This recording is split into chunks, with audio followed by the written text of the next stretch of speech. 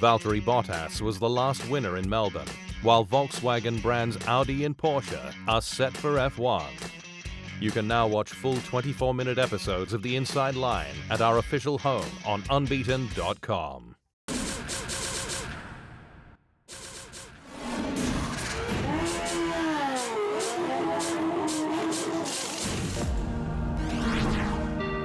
Reigning Australian Grand Prix winner Valtteri Bottas has reflected on his 2019 Albert Park victory as one of the best in his career.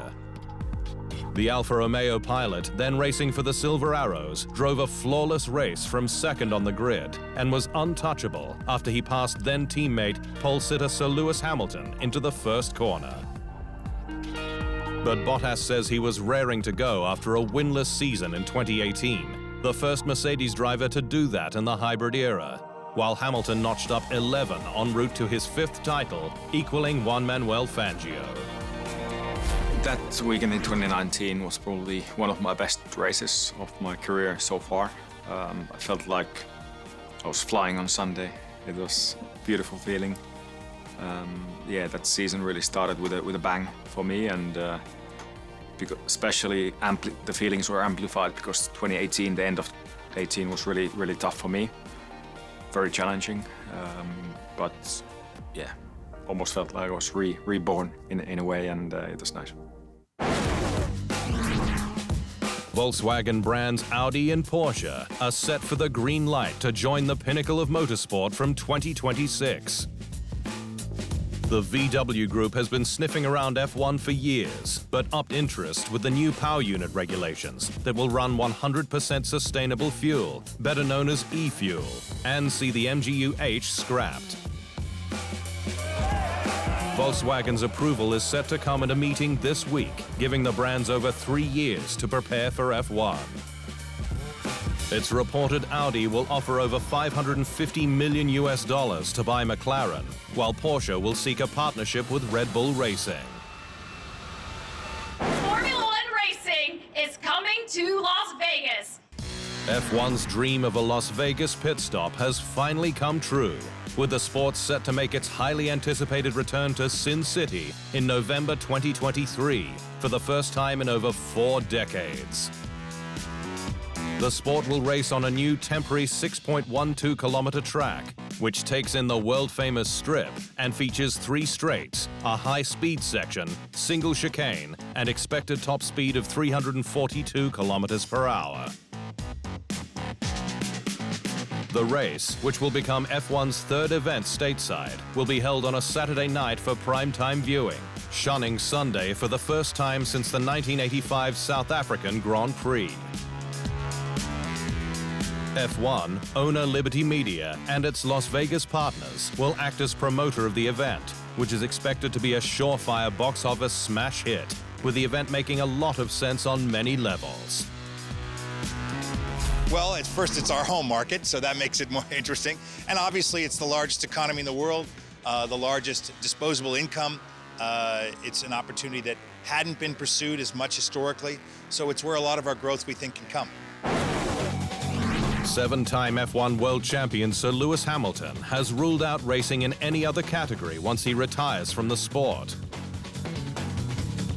Hamilton, who was in Switzerland for sponsor IWC Schaffhausen at last weekend's Watches and Wonders exhibition at Polexpo in Geneva, had just seen his idol, 2-wheel icon Valentino Rossi, racing in the GT World Challenge, but ruled out his own cross-code jump. I don't have any desires to race in anything else. And I was just listening to Valentino and just seeing him at Imola. We've grown up in the space, being at those tracks, the smell, the vibration, the sound. It's difficult right now because to imagine, still today, difficult to imagine life without it. But at some stage, there's going to be a period of my time where I don't have it, but I'm sure I'm going to miss all of that cocktail of all those emotions that fly from those different elements. Longtime Ferrari test driver Marc Genet says that his colleague Charles Leclerc has gone next level this year, his much less emotional approach taking him to 2.0 status. Genet, who raced in F1 between 1999 and 2004, has watched Leclerc's mental development up close and said to the sport's official podcast F1 Nation that he's taken a step forward this year. When I went to Barcelona in the private testing, we spent a lot of time together, and he was completely changing his mindset and his mentality, and you can see it today. Aston Martin's garage will finally return to normal for Albert Park, with four-time world champion Sebastian Vettel rejoining the squad in Melbourne for the Australian Grand Prix. Vettel contracted COVID just days before F1's season opener in Bahrain, and he then failed to provide a negative PCR test in the lead-up to Saudi Arabia, ruling him out of Jeddah as well. But the team has now confirmed Vettel's campaign will begin in Australia, with the hopes he can score the squad's first points for 2022, given Aston Martin is one of just two teams on zero. Super sub Nico Hülkenberg says he'll be in touch with the squad should things change at the last minute. I might go in closer proximity to Australia so that I'm kind of on standby. And if there is a situation, then I'm at least not in Europe, but a bit closer, he said. Mercedes says it's experimenting with potential solutions to its extreme bouncing on race weekends, but knows that ultimately the fix must come from its Brixworth and Brackley factories in England's Midlands. The Silver Arrows have suffered on track so far this year, trailing behind leaders Ferrari and Red Bull, with the W13 porpoising. But it's still ahead of the midfield, buying it time to test the car. Everyone's working very hard to try and understand the issue and bring solutions, and we're going to be doing that in a phased way over the next few races. At the track, we're going to be doing as much as we can to minimize damage, to score as many points as possible. Mercedes has been impressed with its new charge, George Russell, who stormed to 5th in Saudi Arabia, 5 places up on Sir Lewis Hamilton, the highest result the car's currently capable of on pure pace. He's really settled in very well with the team, so we had high expectations for George. He's delivering on those expectations, so we're all happy. Mick Schumacher heads to Australia for his first race since Bahrain, with quite a damage bill after his dramatic Saudi Arabia qualifying crash cost the team $1 million. Schumacher looked a Q3 prospect before his massive smash at turn 11 that destroyed all of his car but the chassis and power unit, and not just brought out the red flag, but ruled him out of the race. The squad soaked up the cost, but under the $140 million cap, there's not a lot of room for consistent shunts. You have got obviously a contingency there, but if you have 2 or 3 like this, pretty quick, your contingency is not there anymore, said team boss Gunther Steiner. McLaren Racing CEO Zak Brown has given Monaco a reminder that it's not guaranteed a place on the calendar. Brown said the Principality should look to pay the same hosting fees as other events and adapt for better racing. The McLaren boss said races like Singapore, Miami, and Las Vegas will soon overtake Monaco for glamour.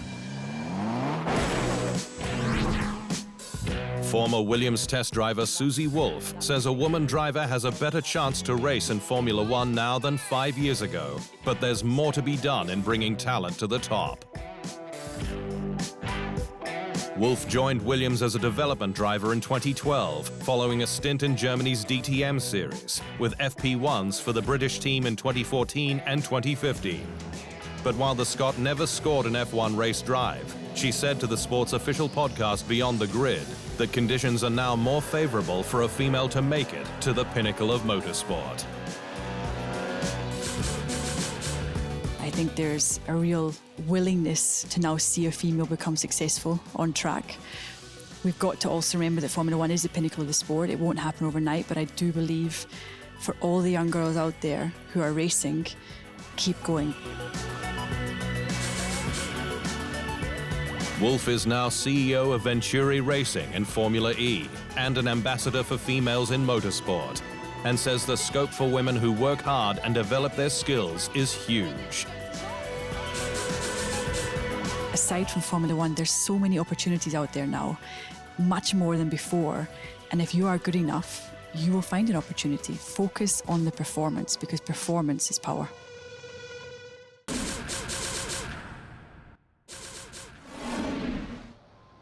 Thanks for watching.